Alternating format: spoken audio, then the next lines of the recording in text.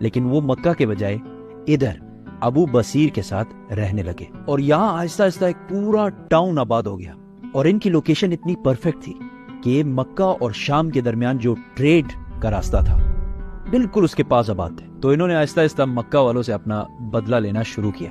اس ابو بصیر کے ٹاؤن کی وجہ سے مکہ والوں کا ملینز اینڈ بلینز کا نقصان ہونے لگا۔ آخر کار مکہ والوں نے تنگ آ کر اس ایگریمنٹ کا تھرڈ پوائنٹ، جو انہوں نے خود بڑے خوش اور پاورفل ہو کے ڈالا تھا، خود ہی کہا کہ بس اس کو ختم کرو، اور کہا کہ آج سے اگر کوئی آدمی مکہ سے مدینہ جائے تو اسے پلیز مدینہ میں بہت اچھے طریقے سے رکھو۔ اور آہستہ آہستہ یہ ایگریمنٹ ان کے گلے میں پھنسنے لگی۔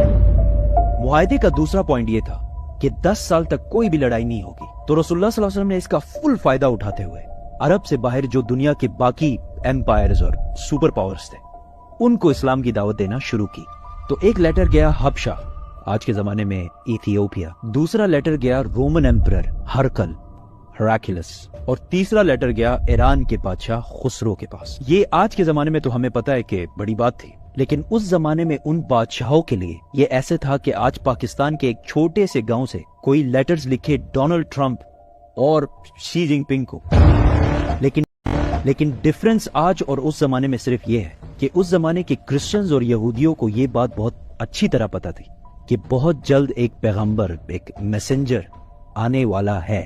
حبشہ کا بادشاہ نجاشی جو کہ کرسچن تھا، اس نے تو اسلام قبول کر لیا، لیکن رومن ایمپرر کو یہ بات بہت عجیب لگی، تو اس نے اپنے ایمپائر میں موجود کچھ قریش کے لوگوں کو بلایا، اور اس ٹائم ابو سفیان بھی رومن ایمپائر میں ہی موجود تھے۔ تو ابو سفیان کچھ عربیوں کے ساتھ رومن ایمپرر کے محل میں پیش ہوئے اور ان کو محمد صلی اللہ علیہ وسلم کے کیریکٹر کے بارے میں بتایا۔ رومن ایمپرر بہت امپریس ہوئے محمد کے کیریکٹر کے بارے میں سن کر، اور انہوں نے کہا کہ مجھے پتا تھا کہ بہت جلد ایک پیغمبر آنے والا ہے، لیکن وہ تم عربیوں میں سے ہوگا یہ میں نے کبھی نہیں سوچا۔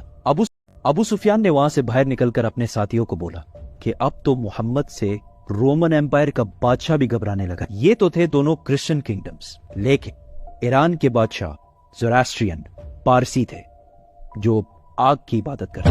خسرو نے کہا تم لوگ اس ڈیزرٹ سے آ کے مجھے سکھاؤ گے کہ زندگی کیسے گزارنی ہے، اور اس لیٹر کو پھاڑ کر پھینک دیا، اور اس نے 2 لوگوں کو رسول اللہ صلی اللہ علیہ وسلم کو مارنے کے لیے بھیجا۔